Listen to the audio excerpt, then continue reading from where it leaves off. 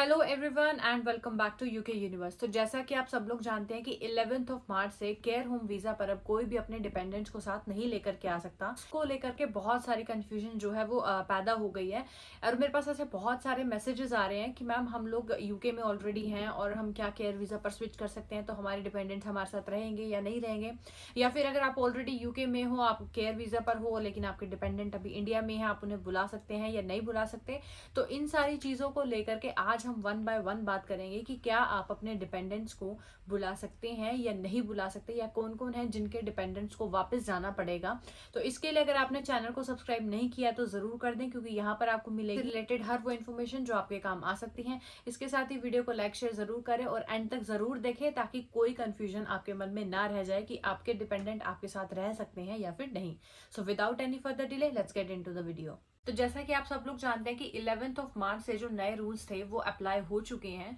और care home visa के ऊपर जो भी लोग जो डिपेंडेंट लेकर के आना चाहते हैं वो अब से अपने डिपेंडेंट्स को अपने साथ जो है वो नहीं लेकर के आ सकते। लेकिन इसके साथ ही बहुत सारी ऐसी चीजें हैं, बहुत सारी ऐसे रूल्स हैं जिनकी वजह से लोगों में बहुत सारा कंफ्यूजन है कि जो लोग ऑलरेडी यूके में हैं या जिन्होंने वीजा लगाया हुआ है या जो वीजा लगाने वाले हैं, कि क्या वो भी अपने डिपेंडेंट्स को नहीं ला सकते, या फिर जो लोग ऑलरेडी डिपेंडेंट के साथ हैं तो क्या उनके डिपेंडेंट्स को वापस जाना पड़ेगा। तो इसमें हम सबसे पहले बात करते हैं जो लोग ऑलरेडी यूके में हैं। तो अगर आप ऑलरेडी यूके में हो और आप किसी भी वीजा पर हो, चाहे आप स्टूडेंट वीजा पर हो, किसी और स्किल्ड वर्कर वीजा पर हो, या फिर आप केयर होम वीजा पर हो, पीएसडब्ल्यू पर हो, आप 11th ऑफ मार्च से पहले ही अपनी जो फाइल है वो लगा चुके हैं, यानी कि अगर आप 11th ऑफ मार्च से पहले ही केयर होम वीजा के स्विच करने का जो प्रोसेस है वो शुरू कर चुके हैं, अगर आपके साथ आपके डिपेंडेंट है या नहीं है तो कोई बात नहीं है, आप अपने डिपेंडेंट्स को अपने साथ रख सकते हैं। यानी कि जिन लोगों ने, चाहे वो यूके आने वाले हैं चाहे वो ऑलरेडी यूके में हैं, अगर आपकी जो फाइल है वो 11th ऑफ मार्च से पहले लग चुकी है,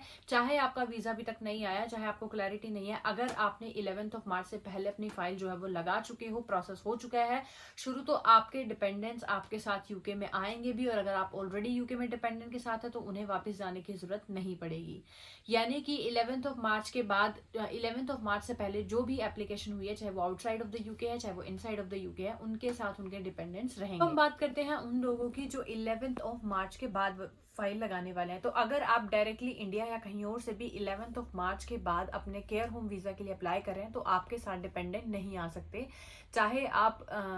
सीनियर केयर वर्कर आ रहे हो चाहे आप केयर वर्कर आ रहे हो। तो 11th ऑफ मार्च के बाद अगर आपने अपनी फाइल लगाई है तो उस टाइम आपके साथ आपके डिपेंडेंट्स आपको ज्वाइन नहीं कर सकते। अब बात करते हैं उन लोगों की जो 11th ऑफ मार्च के बाद जो ऑलरेडी यूके में हैं, और यहाँ पर जो है, अगर आप ऑलरेडी यूके में हो और आपके डिपेंडेंट्स आपके साथ हैं, तो अगर तो आप ऑलरेडी यूके में ऐसा केयर सीनियर वर्कर हो या केयर वर्कर हो तो आपको डरने की जरूरत नहीं है, आपके डिपेंडेंट्स आपके साथ ही रहेंगे। और अगर आप अपने वीजा को बाद में कंटिन्यू भी करवाते हो या फिर आगे बढ़वाते भी, तो आपके डिपेंडेंट्स को कहीं जाने की जरूरत नहीं पड़ेगी, वो आपके साथ ही जो है वो अगले वीजा में भी आपको ज्वाइन कर सकते हैं। लेकिन अब हम बात करते हैं उन लोगों ऑलरेडी यूके में हैं। अगर आप यूके में एज अ स्टूडेंट हैं, अभी एज अ स्टूडेंट हैं और आपने अभी तक केयर होम वीजा में स्विच नहीं करा है, लेकिन अगर आप अपनी स्टडी कंप्लीट होने के बाद यूके में 11th ऑफ मार्च के बाद केयर वीजा पर आते हो, तो आपके डिपेंडेंट्स आपके साथ नहीं रह सकते। यानी कि अगर वो ऑलरेडी इंडिया में है तो उन्हें वापस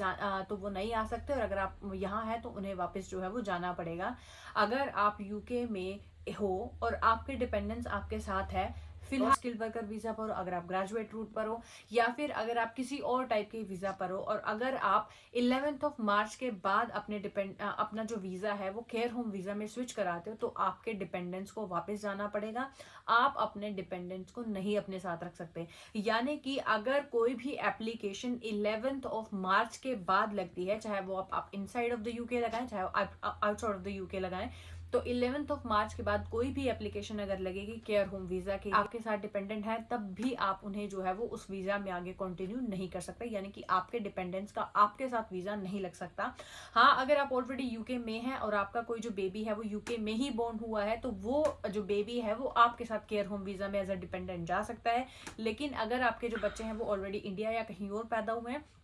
और आप 11th ऑफ मार्च के बाद यहाँ से जो केयर होम का वीजा उसमें अपने वीजा को स्विच करा रहे हो, तो आपके डिपेंडेंट्स को वापस जाना पड़ेगा। तो सिंपल सी बात इतनी है कि 11th ऑफ मार्च से पहले सबके डिपेंडेंट आ सकते हैं, लेकिन 11th ऑफ मार्च के बाद सिर्फ वही डिपेंडेंट यूके में रह सकते हैं जो ऑलरेडी केयर वर्कर वीजा में है, या फिर जो एक केयर वर्कर वीजा से ही किसी दूसरे टाइप के केयर वर्कर वीजा में स्विच कर रहे हो। वही लोग अपने डिपेंडेंट्स को अपने साथ रख सकते हैं जिनकी फाइल या तो 11th ऑफ मार्च से पहले लग चुकी है, या फिर जो लोग यूके में already as a care worker आ चुके हैं, लेकिन वो उनके डिपेंडेंट्स जो है वो अभी इंडिया या कहीं और है, तो वो अपने डिपेंडेंट्स को बुला सकते हैं। लेकिन अगर आप यूके में 11th ऑफ मार्च के बाद किसी भी टाइप के वीजा से केयर वर्कर वीजा में स्विच करते हो, तो आपके डिपेंडेंट्स जो है वो आपको ज्वाइन नहीं कर सकते। सो आई होप कि आपको अब क्लियर हो गया होगा कि कब आपके डिपेंडेंट आपके साथ रह सकते हैं, या फिर किन किन डिपेंडेंट्स को जो है वो छोड़कर जाना पड़ेगा।